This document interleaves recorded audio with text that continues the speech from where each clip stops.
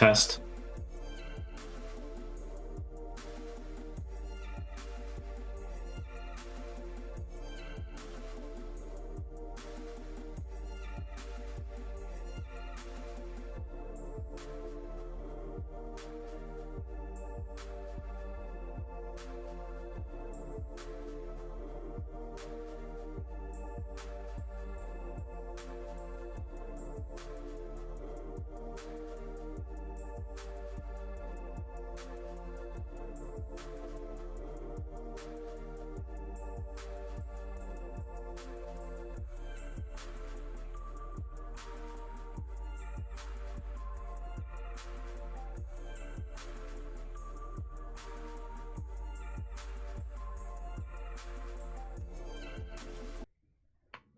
Good morning, everybody. Welcome to Starbucks. I, of course, am your host, Anthony DiNardo. With me today, Jim, Northside Notch. What's up, buddy? Good morning. Happy Wednesday. I think this is our last Starbucks before there are actual spring training games. Is that correct? You are correct. That's this Sunday, right? The first one. Yeah, that's pretty exciting. How about that? How about them apples, Jim? That's pretty exciting. That's something. It's definitely something to look forward to. Especially in these times, days of Pirates fans. It's a little thing. So just spring training in general, that's exciting. And I mean, I'm excited. Yes, baseball is back. I know everyone's now in camp. I mean, that's something to kind of be excited about. There isn't as much video going around these days, Jim, so that's a little disappointing. But just knowing baseball's back and seeing, I mean, the Pirates put out some really good videos, so that's always fun too. But it's not the same. Yeah, they've done a good job with the social media so far. So it's been good. There you go. Kudos to the Pirates social media and the video productions crew and everyone else involved. They're also buying into the Quinn Priester hype. Wow. I feel like we have to talk about this every single week because the hype of the Quinn Priester talk never ceases to have a ceiling. It's like in the next week, it's even higher. And we've been talking about the hype now for a little bit since the new top 100s came out. And who was it first to have him jump? Who was the first? Was it Fangraphs? No, Fangraphs was later. I think it was Baseball America first. Yeah, they may have. Yeah, because they were the first ones who came out, Yes. and I think Baseball America was the one who said, because it was Jim Callis, or who was it? Someone was like, he's going to be the number one pitching prospect next year. I think it was. You wouldn't be surprised. So I think it might have been Callis, because I think he was on TV even as well saying the same thing. Mm-hmm. So on MLB Network. Maybe it's a podcast. I forget. But yeah, you're right. I mean, that was like the first, I feel, of like the real hype this year of Quinn Priester. And then it just seems, like I said, every single week it just gets higher and higher. And now that, the camp started and media members are around, it's even greater. I mean, Quinn Priester is going to be better than Garrett Cole one day, it seems. at the rate his, stock's going, verbally at least. Right. At the rate it's going, he it's gonna. That's honestly the most exciting part of this coming season is just being able to have minor league baseball again, so that we can, because like the whole point of a rebuild, right, is to acquire all this young talent, and so we finally have acquired quite a bit of young talent, but we didn't get to see any of it last year. Like, didn't get to see any of it, and so now we finally get to see it. It's getting pretty exciting. So. You're right. I mean, not just the talent that we acquired last year, not some of the people like Quinn Priester, not some of the guys that, were drafted to see another year of baseball, but even like the guys that were traded for this year. I mean, it's I guess depending on what spectrum you are. I mean, there's a lot of Pirate fans who are disappointed that, guys like Joe Musgrove were traded and Jamison Tyone. That's clearly the correct direction to go, but it's like, when you're getting all that prospect capital in return, you didn't see these guys play last year. So it kind of lessens the excitement a bit just because obviously we don't know. We don't know who these guys are yet. which could be a good thing, right? Maybe we stole some players away because they're actually better than what we expect. But regardless, like you said, we couldn't see them. So yeah, it is nice now to, I mean, we have a whole wealth of new talent in this, farm system. To see them all play this year definitely is going to be really exciting. For sure. Looking forward to it. So maybe we'll transition from there. Because as you mentioned, a lot of new talents coming in and such. Ben Charrington did have a little bit of conversation with Jason Mackey. Some things he talked about is, they model after other clubs in this rebuild. They're basically broken down to 3 steps.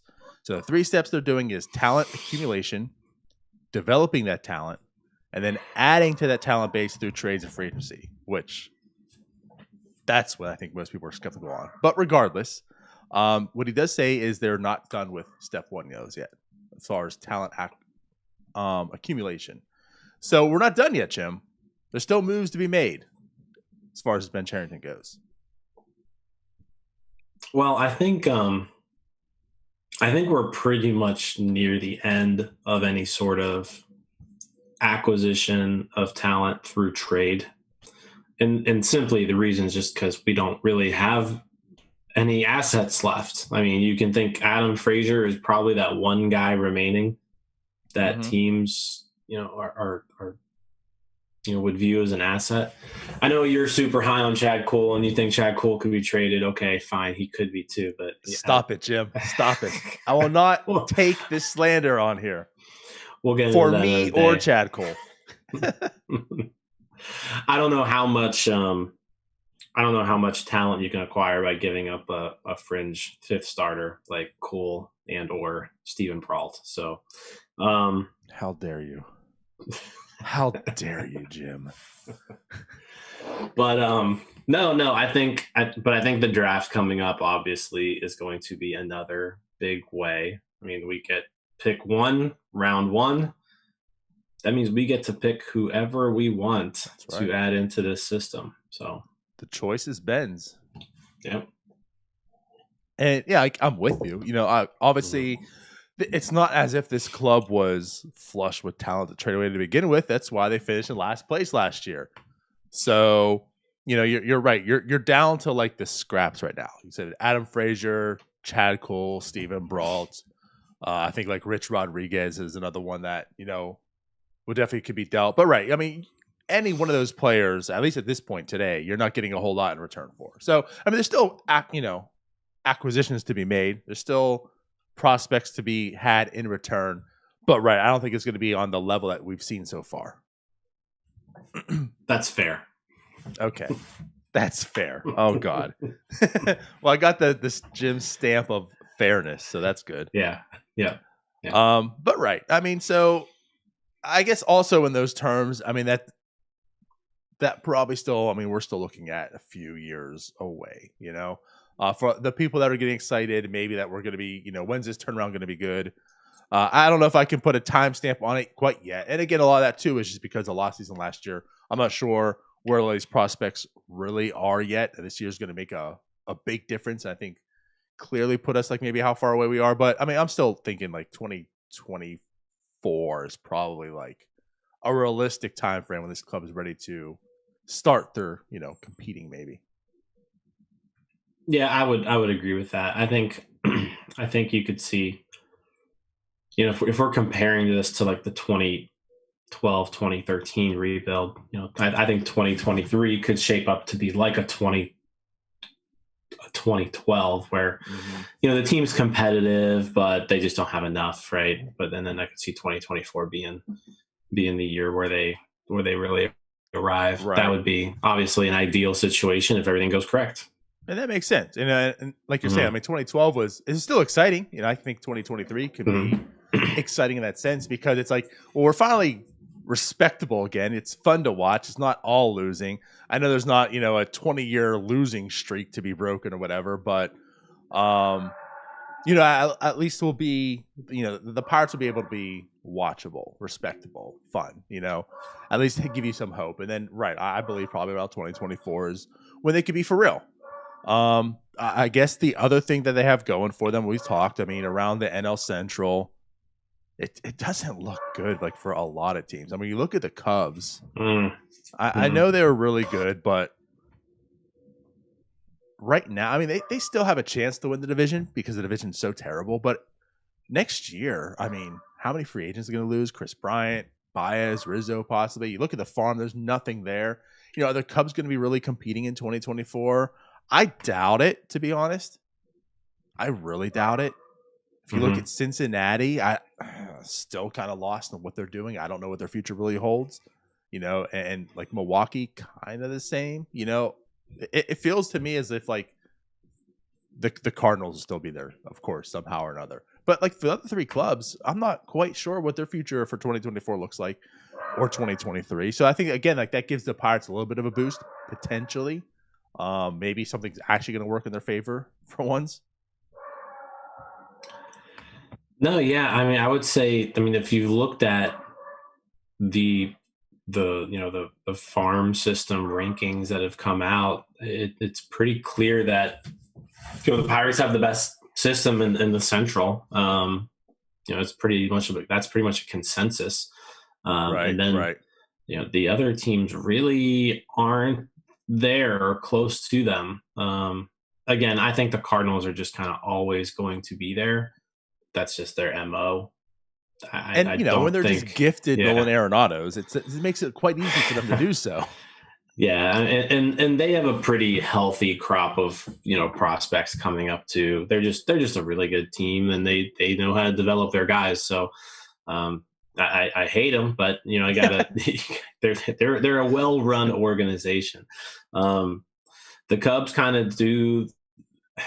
The Cubs are weird because like they're a large market team, but I feel like they act a lot like a small market team where they'll go through these phases where they're they operate in windows. They've kind of fluctuated a lot over the last decade or so, decade plus. So the Cubs are a team that definitely are trending downward. The Reds are, the Reds are aging. I think the Reds are still going to be pretty decent for like the next year or two, but they're aging. And I mean, once Votto's gone, I don't know what that team's really going to look like. Did they then start a whole new rebuild process? The Brewers are a team where, they've got enough talent and that I could see them kind of sustaining it for a little bit. So I think the Brewers and the Cardinals are probably the two teams to watch out for, when the Pirates are hopefully ready to click. So 2014-15 all over again, right? Basically. I mean, those were fun times. I don't foresee the NL Central being as tough from top to bottom when the Pirates are ready to compete again, like it was back then. And I mean, solely just in the Pirates' scope, that sucked because the Pirates had some really good teams, and yet they never finished in first place. Right. But throw that aside, as just baseball goes, and just watching is like a total fan standpoint, good baseball. Those are some fun times because that NL Central was really, really good. Every game was almost really, really good and meaningful to an extent. So, I don't foresee the NL Central being that again. So yeah, I guess again, like for the Pirates' sake and such, I feel it'll be a little bit weaker this time around, and for the benefit. Yeah, I agree. So, not the best transition, but moving on to another thing here. We wanted to talk about some service time manipulation because something I want to say. Oh, go ahead. Speaking of the Cubs. Speaking of the Cubs. No, I was gonna say, yeah, like I want to say something crazy happened in baseball this week, but then again, I thought about it, and you know what? It's baseball.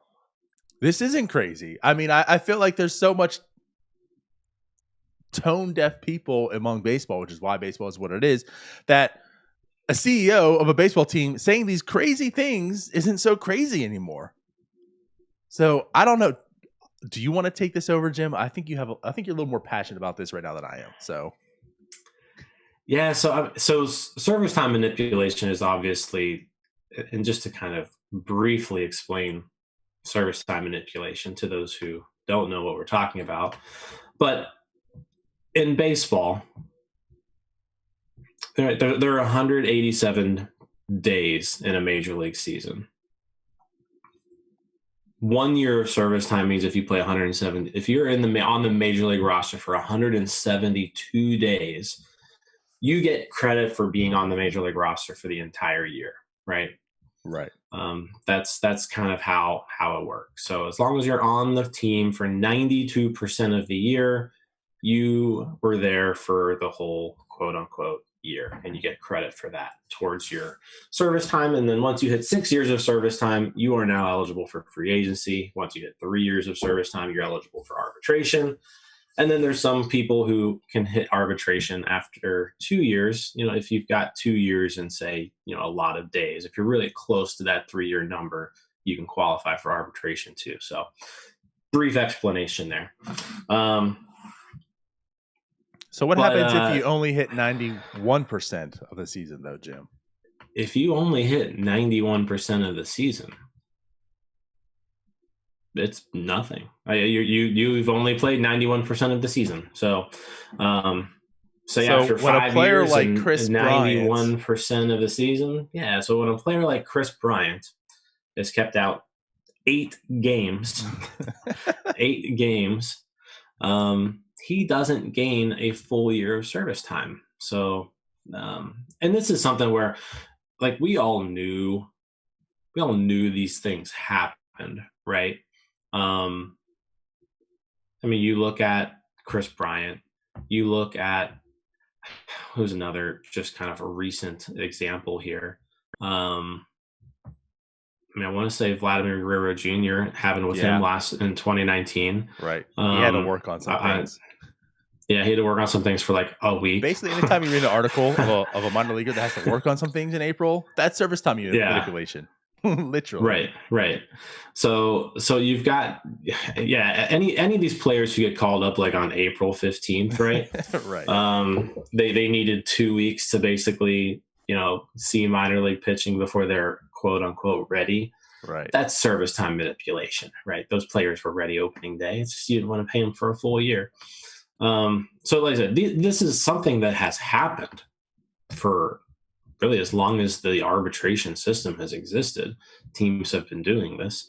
The Pirates do service time manipulation a little bit differently, whereas they just usually wait till June, which is typically that cutoff time period to when a player would reach arbitration a year earlier, right? So that's typically what we've seen the Pirates do in the past.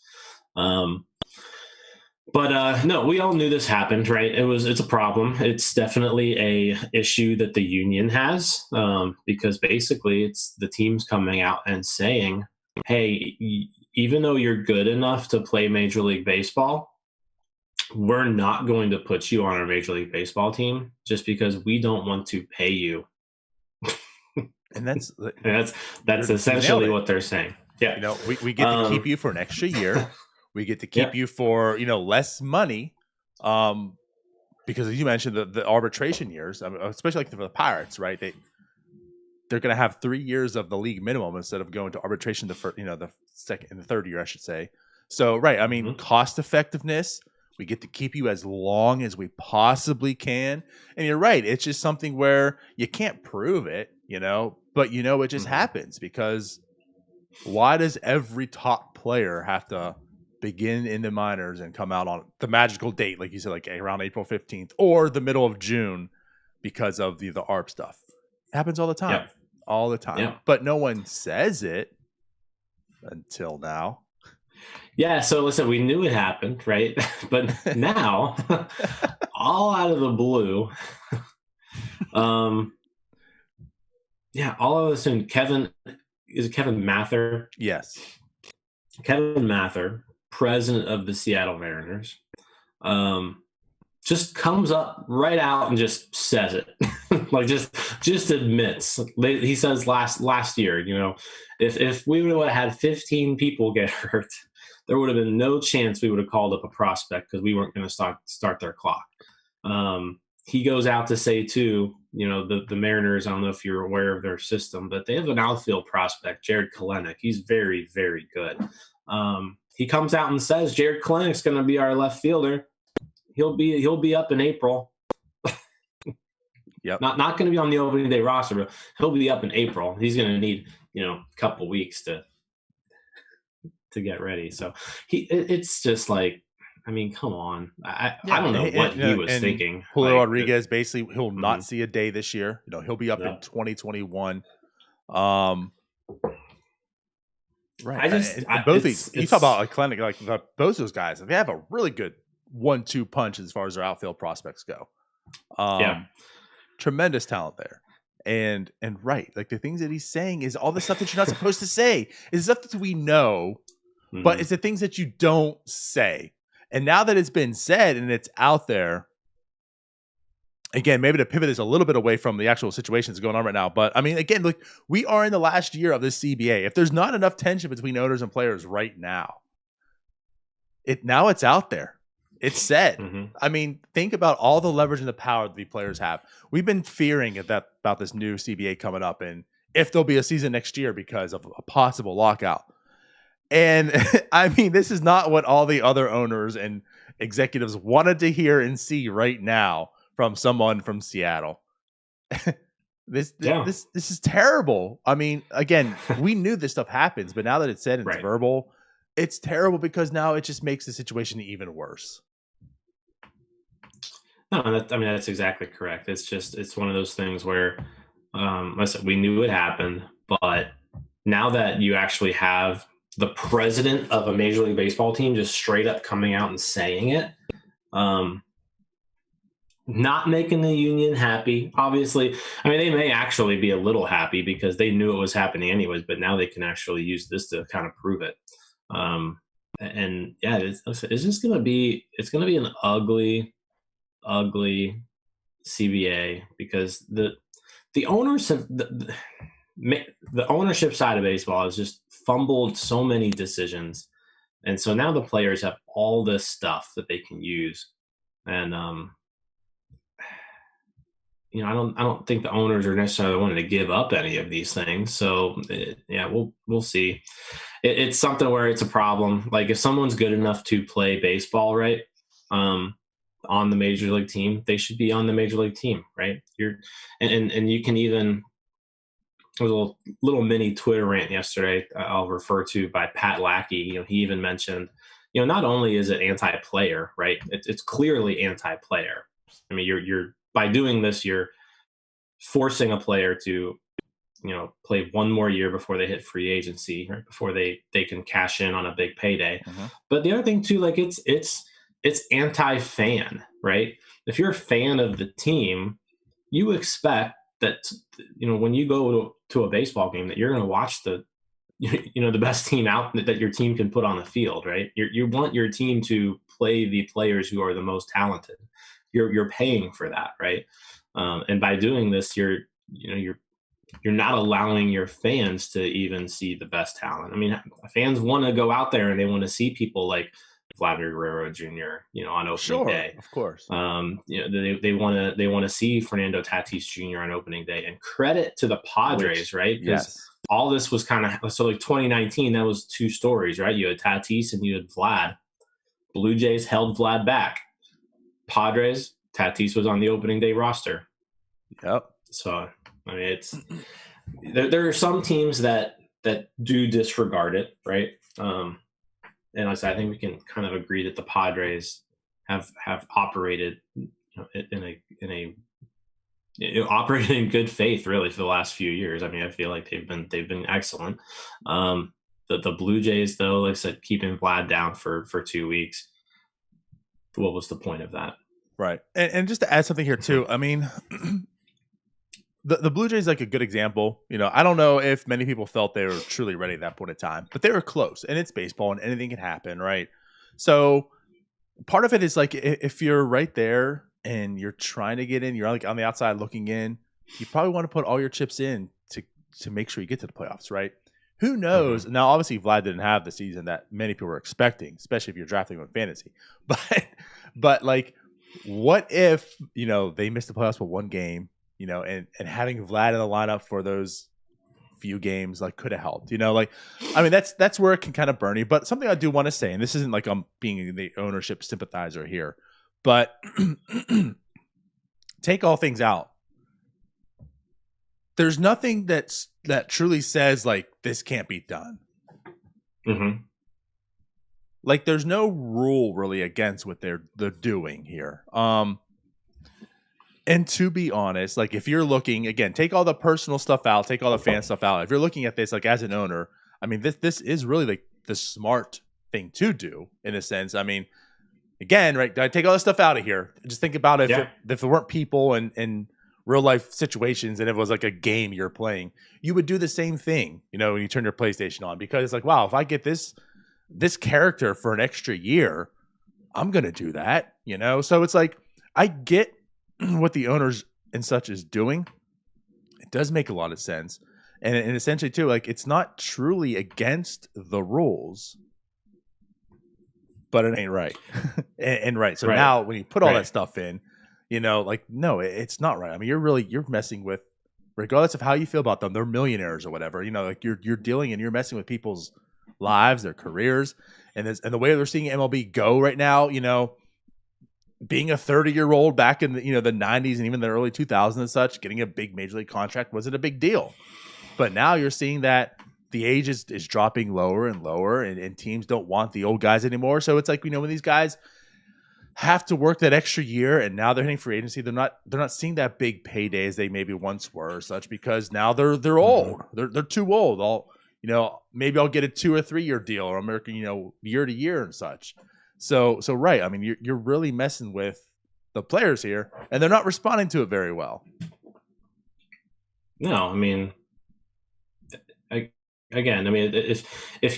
this was like how your job was, right, and your job got to control your pay for a certain amount of time, oh my God. And they told you one year, hey, you know what? Why don't you just stay home like these next 2 weeks? And that made you have to work like a whole other year, right? I mean, so like something like imagine this was you working at just a regular job, and they're like, you know what? After 3 years, you're going to get this big, huge raise. But then they were like, one of those 3 years, they were like, you know what?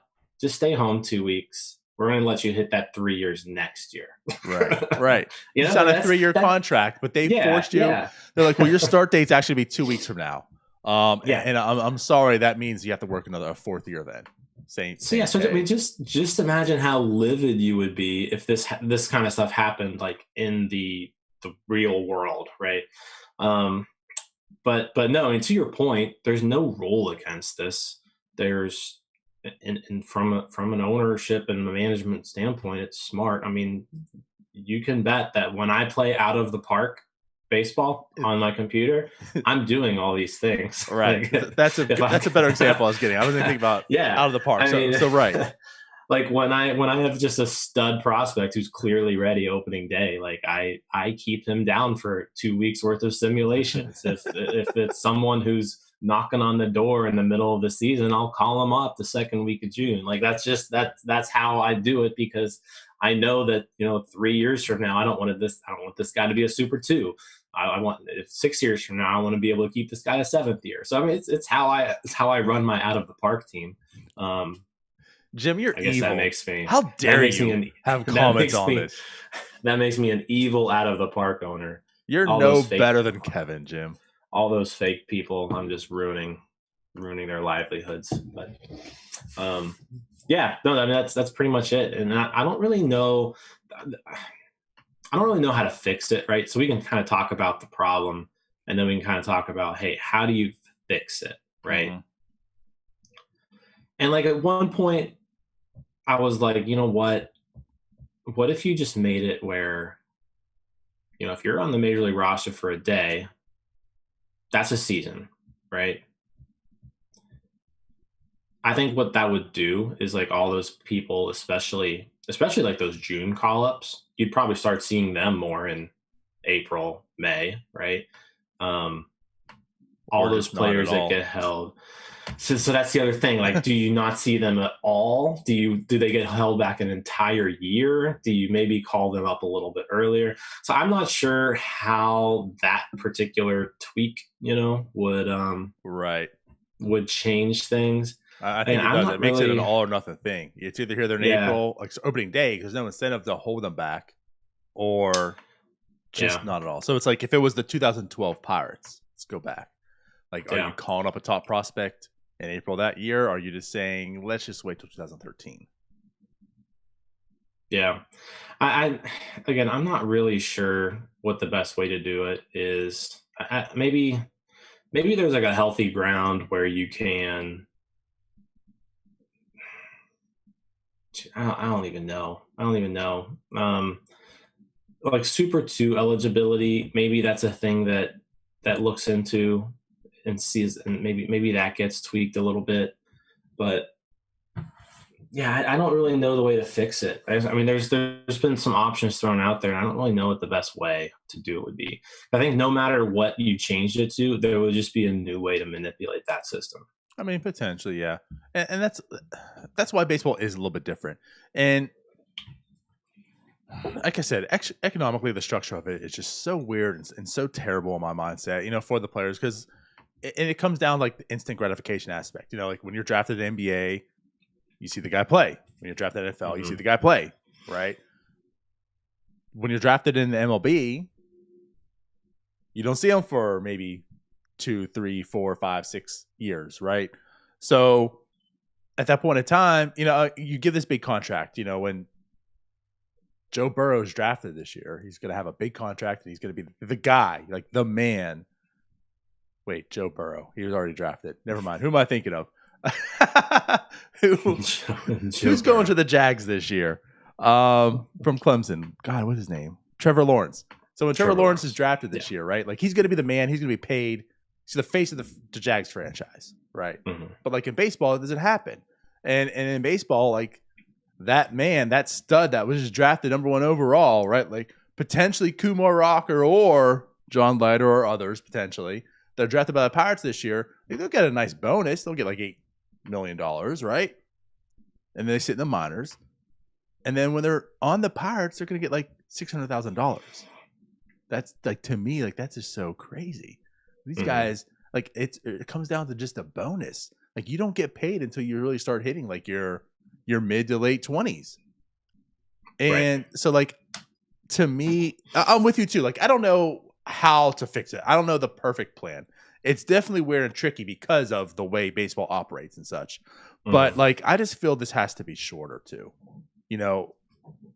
Maybe less RBers or maybe like there's no minimum contract. Maybe everything is an ARB, because it just seems crazy to me that like for 3 years you can get paid $500,000, and like think about like Mike Trout could essentially been paid like $1.8 million for 3 years of his production, of giving you like almost 30 WAR in that time.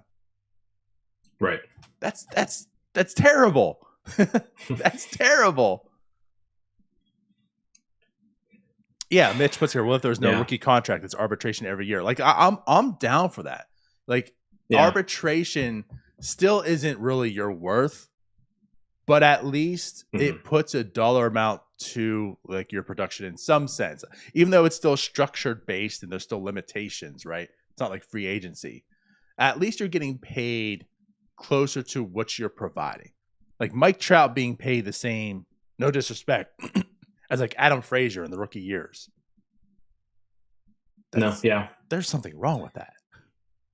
Yeah, the fact that it's a cookie cutter amount to everyone who has less than 3 years of service time is probably a little crazy. I still don't know if that would help with the Super 2 manipulation, right? But it's still not gonna do anything for these guys where they they still control them a whole other year before free agency. I don't know how you fix that. That's a fair thing to say. Yeah. And you're right, because even though there's no rule against it, like you're saying, like it can be manipulated. You can literally say anything. Like this guy tweaked his hamstring, or we want to be safe. Like he tweaked his hamstring in spring, and now I we mean, want to be extra cautious. Or you could literally just say, I mean, a player who just was murdering the ball in Double-A, and he's clearly ready. You could just say, we just wanted to see him adjust to Triple-A for a little bit. I mean, you could make up any excuse, and really. numbers, and you can use numbers to prove it. Only 70% of the people doing this can hit. So we want to make sure he can see Triple-A pitching or whatever. Yeah, I mean, you can use anything to manipulate. That's what kind of stinks, like you're saying. Like, I don't know how to fix that issue, but I think economically, as far as the structure of how teams and players operate year to year, I think that can change in that sense and manner. Yeah, I just don't know how to, I said it's going to be difficult, and hopefully we can figure something out here, because I mean, even though Chris Bryant is a Cub, right, and we're not exactly like the best Chris Bryant fans, like Chris Bryant is basically forced now to play a whole other year of baseball, right, before he can really go out there and make his money, right, and sign that big free agency deal. And like, is that fair to Chris Bryant? No, it's not. So it's frustrating. And I think it'll be a thing that this doesn't affect a ton of players. Keep that in mind too. We're not talking about a ton of players out there who this really, like, there's not too much service time manipulation going on for like depth players, relief pitchers. If you're a rookie reliever and you're one of the best 7 relievers on the team, you're on the pitching staff, right? Opening day. That this isn't happening with these types of guys. It's happening with the elite talent guys. Mm-hmm. So there's a select few, but yeah. Think about this, like in the Chris Bryant situation right now, like like you mentioned, he's forced to play this year on the Cubs on an ARB salary, or something they come together for. No long-term deal, and he's doing it after coming off literally his worst season ever. I know is obviously it was 60 games, but half of a WAR. His weighted run created plus was 77. So like this year means so much for him because he has to. If he puts up another subpar season, is Chris Bryant done?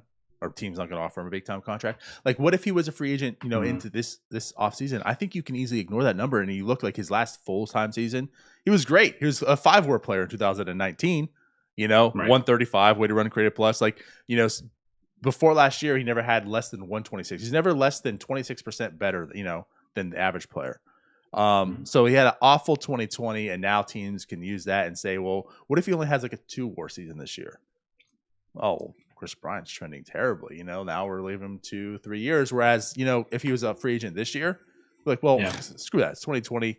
It's a weird year. Here's 5 years. Here's 6 years. $150 million, right? Mm-hmm. So you're right. I mean, that 1 year can play such a difference in these players. And again, like, he's not coming in being a free agent at 29. He's now becoming a free agent at 30. Right. Yeah. I mean, it's weird when you see these top level players, and they don't hit free agency. Like, Chris Bryant's not going to hit free agency until age 30. I mean, that's insane to think about. That's mind blowing to me. And you're right. I mean, this guy was, basically like a face of baseball. Mm-hmm. He goes out and he gets, helps the Cubs win a championship in how many years? Finally, right? And through all this, in the grand scheme of things, I mean, he's gotten paid, but in the grand scheme of things, he hasn't gotten paid. Yeah. Yeah.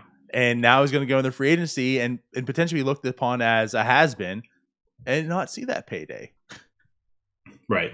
Yeah. I mean, the issue that Bryant's going to see here is he's going to lose a lot of guaranteed money, right? I mean, you mentioned like had Bryant hit free agency this offseason, teams would have been like, last year was a weird year. Hey, we're going to throw you 6 years, $150 million. That's not an issue. Right.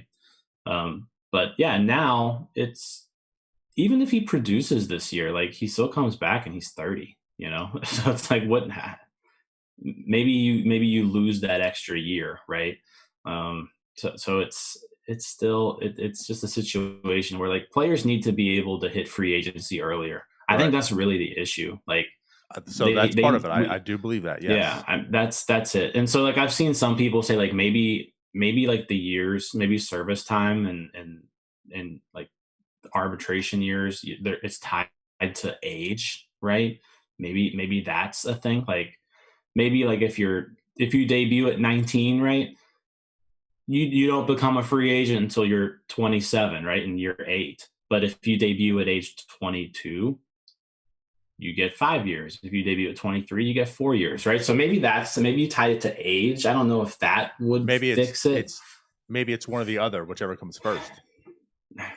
Maybe. So potentially you could hit free agency at 26 if you got caught up early or something, Yeah, like maybe doing a little bit early, but I think there needs to be some sort of incentive for teams to, one, not hold people back, right? Sure. But then there's also got to be another incentive where all these players are not hitting free agency at a super old age. So they need to figure out a way to do that because teams have figured out that, if you're a 29-year-old 3-WAR player, the market's going to say this guy's worth $10 to $12 million, right? Why don't I just pay someone $600,000 a year and he could be a 1.5 WAR player, right? I lose 1.5 wins, but I save $12 million. Yep. And that's what's happening. Reallocate or something. Yeah. Right. So I think we've hammered this pretty well. We'll move on a little bit here, but I just want to say something before we went, just to wrap this up. So so to date, Chris Bryant has made $44 million.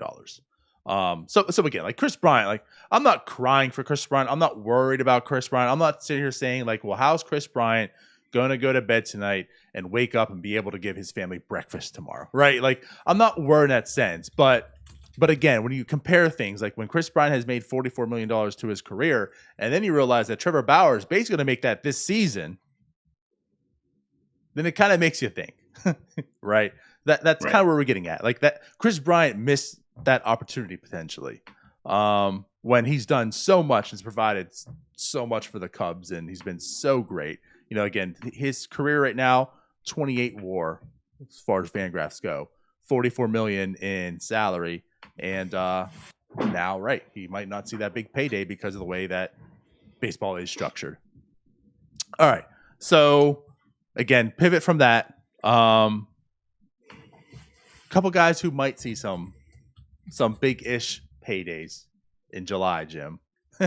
As you mentioned, the Pirates do have the number 1 overall pick. They have the choice of whoever they can choose. It's been, of course, the meme's been going, right? The talk, the hype, Kumar Rocker to the Pirates. We've mentioned, I've joked and teased with it a few times because it is fun, but it's always been like, some reservations. Like there's nothing set yet. There was no real baseball season last year. Let's see what happens.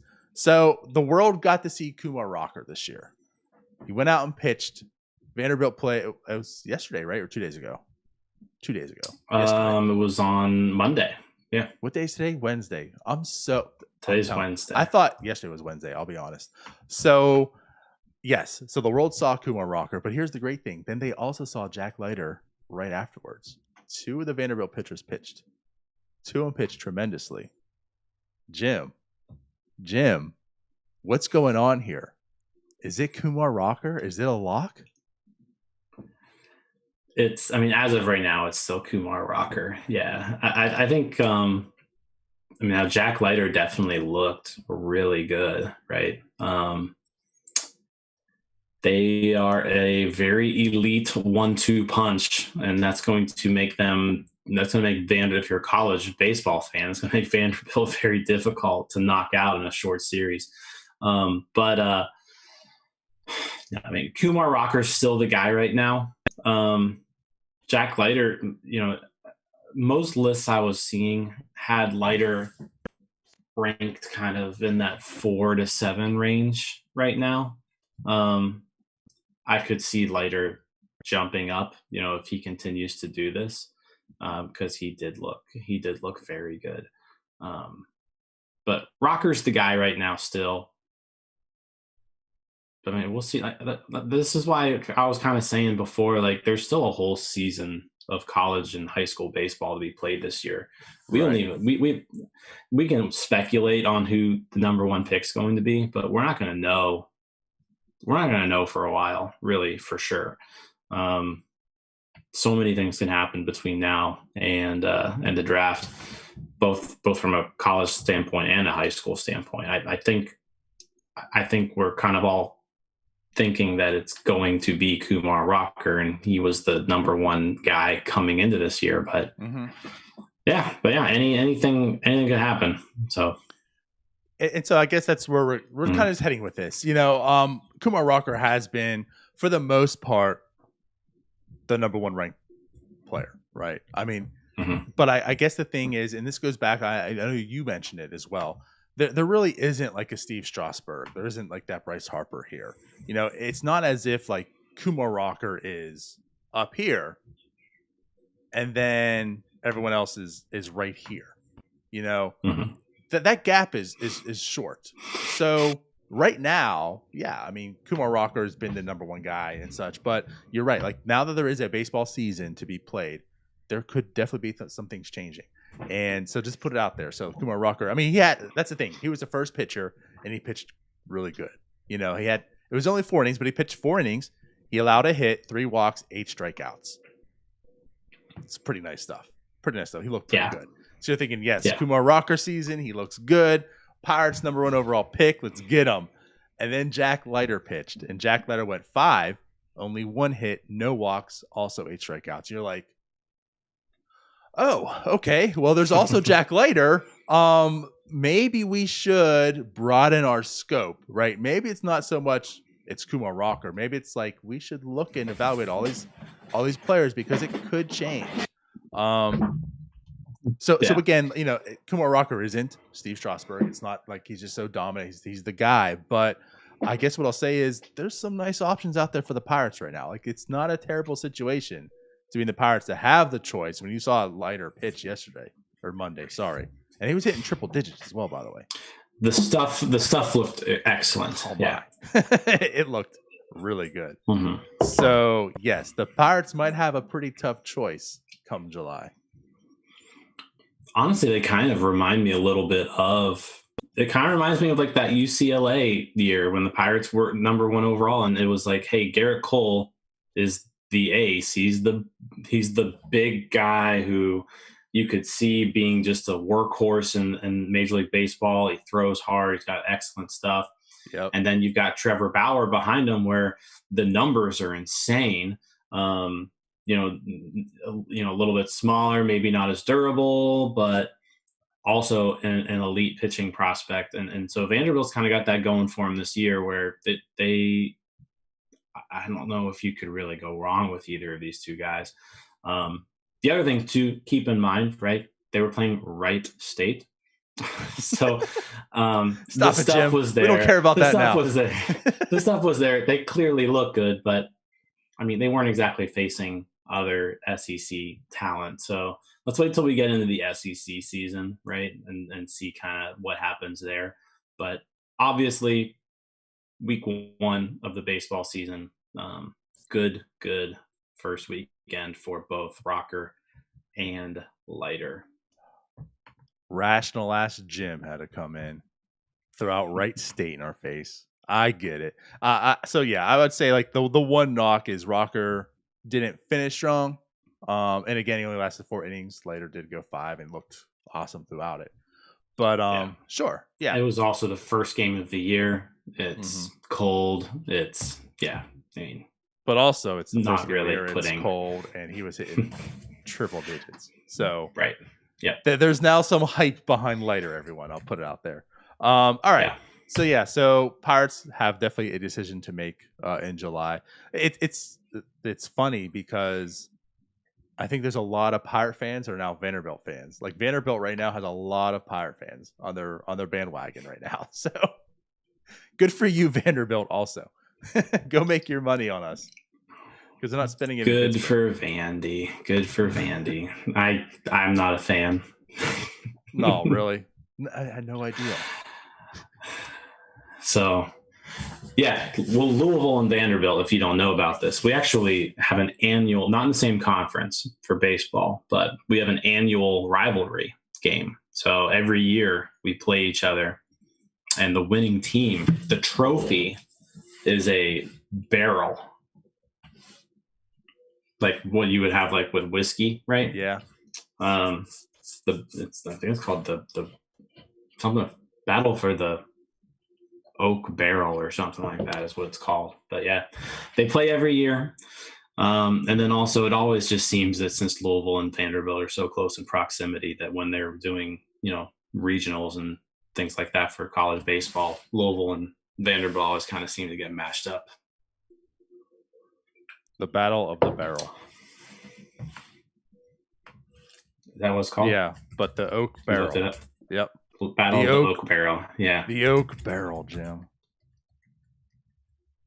Battle of the Oak Barrel. But Louisville does win that game every now and then. So, I mean, Louisville's pretty good. I mean, Louisville's number 5, I think, in the country, and Vanderbilt's number 1. So. Yeah. All right.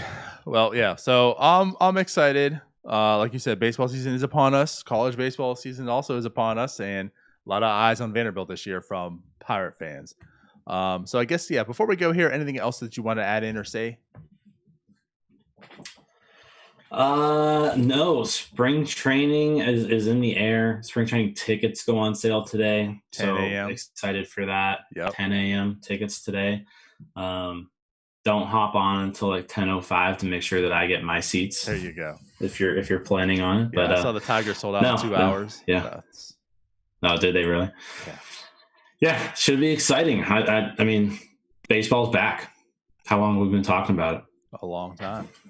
So, baseball is back, and game Sunday. Here we go. It's time. Real stuff to talk about next week. It's going to be so exciting. All right. Well, then on that note, we are out of here. Again, tune in tomorrow night, Thursday, NS9 Live. We'll be joined by Tim Williams. That way we can talk all things prospects. And again, like join the stream. You guys can ask Tim whatever you want. I'm sure there's a question he hasn't heard about O'Neal Cruz yet. I'm sure there's one of them, right? And we'll see you guys then. Yeah, submit your questions. Yeah. There you go. All right. We'll see you guys later. Bye-bye. See you guys.